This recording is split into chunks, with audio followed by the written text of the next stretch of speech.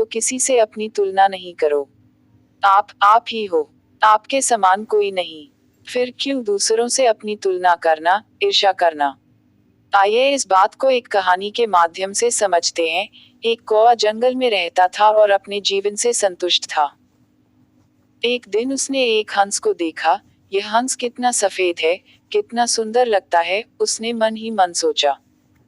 उसे लगा कि यह सुंदर हंस दुनिया में सबसे सुखी पक्षी होगा, जबकि मैं तो कितना काला हूँ।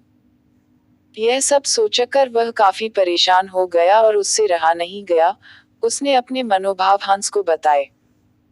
हंस ने कहा, वास्तविकता ऐसी है कि पहले मैं खुद को आसपास के सभी पक्षियों में सुखी समझता था।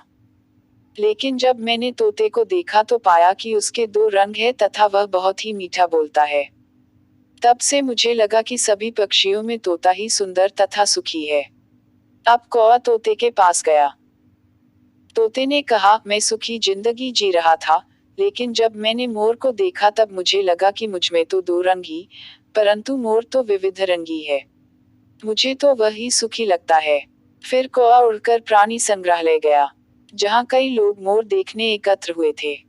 जब सब लोग चले गए तो कौवा उसके पास जाकर बोला, मित्र, तुम तो अति सुंदर हो। कितने सारे लोग तुम्हें देखने के लिए इकट्ठे होते हैं। प्रतिदिन तुम्हें देखने के लिए हजारों लोग आते हैं, जबकि मुझे देखते ही लोग मुझे उड़ा देते हैं।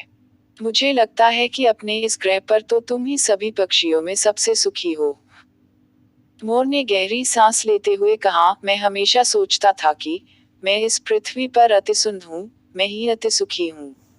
परंतु मेरे सौंदर्य के कारण ही मैं यहाँ पिंजरे में बंद हूँ। मैंने सारे प्राणी में गौर से देखे तो मैं समझा कि कौवा ही ऐसा पक्षी है जिसे पिंजरे में बंद नहीं किया जाता। मुझे तो लगता है कि काश मैं भी तुम्हारी तरह एक कौवा होता तो स्वतंत्रता से सभी जगह घूमता उड़ता, सुखी रहता। मित्रों, यही तो है हमारी समस्या। हम अनावश्यक ही दूसरों से अपनी तुलना किया करते हैं और दुखी उदास बनते हैं। हम कभी हमें जो मिला होता है उसकी कद्र नहीं करते, इसी के कारण डैक के विषचक्र में फंसे रहते हैं। प्रत्येक दिन को भगवान की भेंट समझकर आनंद से जीना चाहिए।